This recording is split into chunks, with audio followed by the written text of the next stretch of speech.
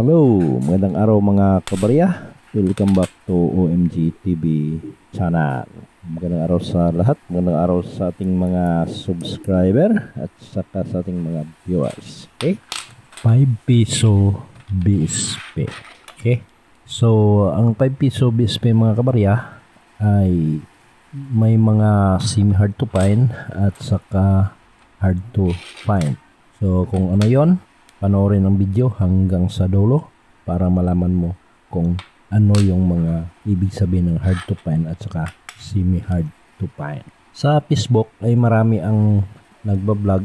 May nakita ako doong nagsasabi, isang vlogger, na ang pinakamahal daw na 5 piso ngayon, itong 5 piso 1998 na may mint mark. So ano daw yung may mint mark? Sinabi pa niya doon na may katangian. So kung ano yung kanyang katangian, ito yung mint mark. Okay? So alamin natin kung totoo ba na ang 5 piso BSP 1998 na may mint mark ang pinakamahal na 5 piso sa kasaysayan ng BSP. Okay? So kung mapapansin mo mga kabarya, itong mga semi-hard to find na dito sa mga taon ng 5 piso BSP series ay napakarami mga kabarya. Nagmula ito sa 1995 hanggang 2017. So kung ating balikan, ang 1995 ay isa na rin sa semi-hard to find. So ngunit ay meron lamang itong halaga na 20 pesos pataas. At yung 1996 na may mint mark ay isa rin sa semi-hard to find. So may halaga din siya na 20 pesos pataas. At dito sa 1998 ay dalawa ang varieties nito. Merong may mint mark at saka merong walang mint mark. Ang walang mint mark ay tinatawag natin na common kasi napakarami ang ginawa. So ito yung 24% ang kanyang frequency. So common siya mga kabarya, hindi siya binibili. Ang 1998 na may mint mark, ito yung semi-hard to find na nagiging hard to find. So meron na lamang siyang 2% ang kanyang frequency. So ibig sabihin ay konti lang talaga itong mga 1998 na may mint mark. So dito sa record ni Numista ay nagkahalaga ang very fine condition ng 240 pesos. So ibig sabihin ay mababa pa ang kanyang presyo. So sa pamimili ko nito mga kabarya, nitong mga nakaraang mga araw, mga nakaraang mga buwan, may mga reels tayong ginawa na 1998 with mint mark na ating binibili. 300 pesos pataas yung kuha ko nito. So mas mataas pa tayo isa presyo ni Numista. So pag nasa good condition, posible 300. Kung nasa uncirculated naman or almost uncirculated ay mataas mga kabarya, no? Baka lagpas pa tayo sa 1,000. So talagang mataas na rin ang kanyang presyo, pero hindi pa rin ito yung sinasabi ng isang vlogger na ang pinakamataas na presyo ng 5 piso sa ngayon itong 1998 with mint mark. So hindi pa rin mataas mga kabarya, tulad ng ating hard to find na 2006, 2007 at saka 2008.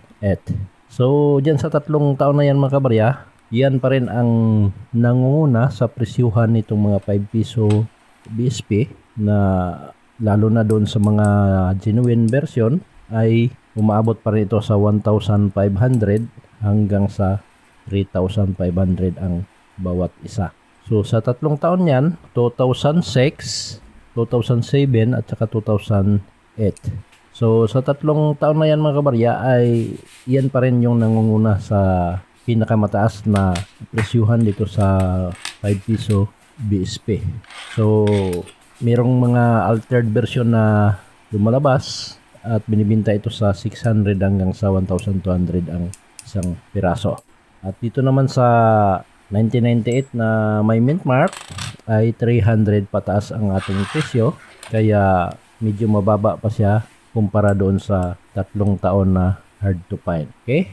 So marami mga kabarya ang makikita mo sa Facebook na bumibili ng mga barya hindi lamang sa 5 piso, lalo na dito sa 20 pesos, 10 piso, at itong mga hard to find na sinasabi natin ay marami ang bumibili. Ngunit yung kanilang presyo, magandang presyo, ngunit presyo sa panaginip mo lamang makukuha, no? Yung kanilang mga presyo. So, meron niyang isang bumibili ng mga barya, makikita mo sa Facebook, yung 20 pesos na overlapping ang kanyang hinahanap.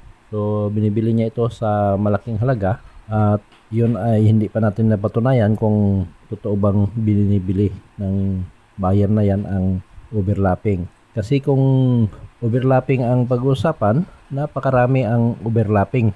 So, meron din ako nakita isang coin collector na gusto niyang ibenta yung kanyang overlapping na 20 pesos doon sa buyer ng 20 pesos na error or overlapping daw ang kanyang hinahanap. So, napakarami din ang kanyang barya. So, dito din sa mga barya ko, sa mga binti ko, ay napakarami din yung overlapping.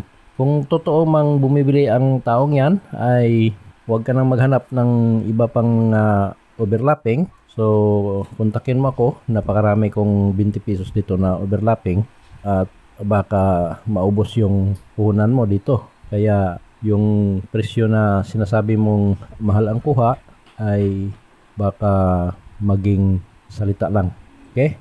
So, meron ding isang buyer na sumisikat ngayon sa Facebook na meron siyang mga natawagan or may tumawag sa kanya na agad-agad niyang pinupuntahan at binibili sa malaking halaga ang presyo. So, kahit common na barya ay pinapakita niya sa kanyang video na binibili niya ito ng malaki ang halaga. So, marami yan mga kabarya, ang ganyang klaseng mga nagpapakita. So, wag lang tayong masyadong maniwala kasi alam naman natin na content lang ang ginagawa nila. So, yan ay para lamang sa mga views, kaya wag masyadong maniwala kasi alam naman natin na ang presyo nitong mga binibili nila ay napakababa. Ngunit ang kanilang kuha ay sobrang taas. So, ibig sabihin dyan ay hindi totoo ang mga yan. Kaya, huwag tayong masyadong maniwala mga kabarya para hindi tayo umasa. Okay? So, dito naman sa pamimili natin, itong mga barya na hard to find at saka semi-hard to find, ay yun lamang yung hinahanap natin ang ating binibili. So, kung meron kayong mga barya na hindi natin na banggit, or hindi ko nabanggit dito at gusto nyo ibenta, ipakita lamang para makilatis at mapresyuhan natin kung ang iyong barya ay may halaga. Okay? So, maraming salamat sa panonood. Huwag kalimutan ang ating Facebook page, Coincidence. So, mag-follow kayo para lagi kayong ma-update sa mga bagong video na upload natin. Sa aking YouTube channel, OMG TV channel, hindi pa nakapag-subscribe, mag-subscribe kayo para lagi kayong updated sa mga video na ma-upload natin. Okay? Magandang araw sa lahat and God bless.